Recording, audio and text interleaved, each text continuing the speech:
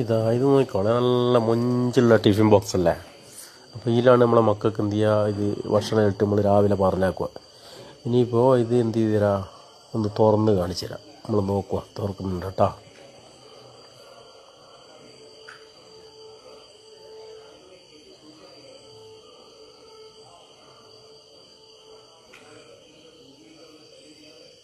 ഇതാ നോക്കിക്കോളെ, തുറന്നിട്ടുണ്ട്.